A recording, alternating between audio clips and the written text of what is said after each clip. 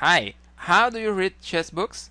This is Video Master Michel Cotto, and in this video I'm gonna give you 4 important tips that should help you to get the most from the chess books you read. Keep watching. Before we start with the tips, we need to say that there are different kinds of chess books. For example, just to mention some of them, there are chess books about opening theory, there are chess books about tactics and puzzles, and just to say one more, there are chess books about commented masters games, my favorite kind of chess books, by the way. So this is something we shouldn't forget when we analyze these tips. In general, they are going to help us, but maybe at some point we need to adjust the tip according to the kind of book. But well, keeping this in mind, let's start with my 4 tips to read chess books. My first tip is make a pause whenever you see a chess diagram. If the author is putting the picture of a position in the middle of the reading, it's because there is something really interesting or important or instructive we need to look at. So whenever you see a diagram, make a pause, try to understand that position, try to find good moves, good plans in that position for the player who has to move.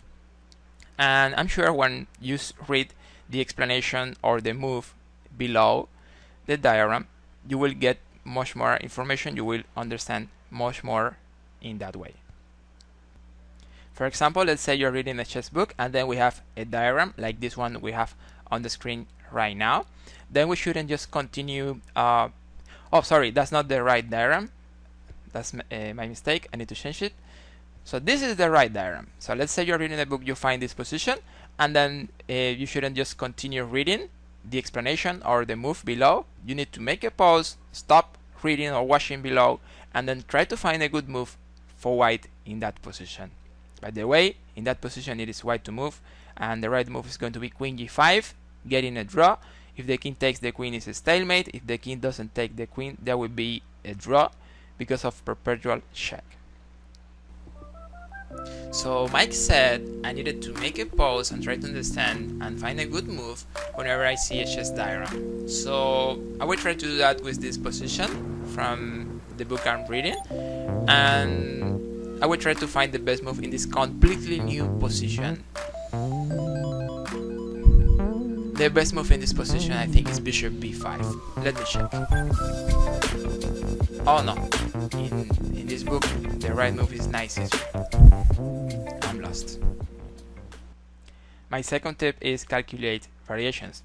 Whenever you see a line out of what happened in the game or out of what happens in the main line you're analyzing, don't just move pieces on the board and see what happened in that line. Maybe you can try calculating that variation, and in that way you're also improving your calculation skills.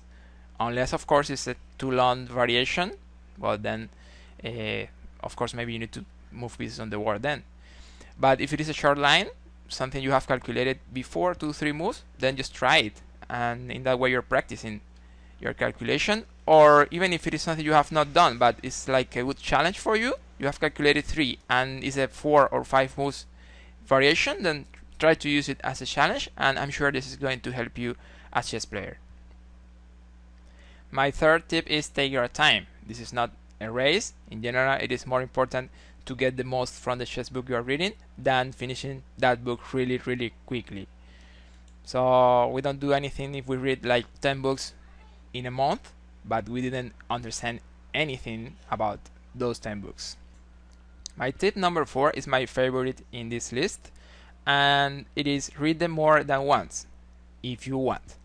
So if it was a book where you learned a lot of things, where you enjoyed a lot as reading, and where you understood a lot of variations and explanations, then in my opinion there is nothing wrong with reading that book again. If you know it's a reading which is worthwhile to do, then just wait a couple of months and go back to that book and read it again, and I'm sure you will understand things you didn't at the first time, and also you will recall important things you will probably have forgotten at that point.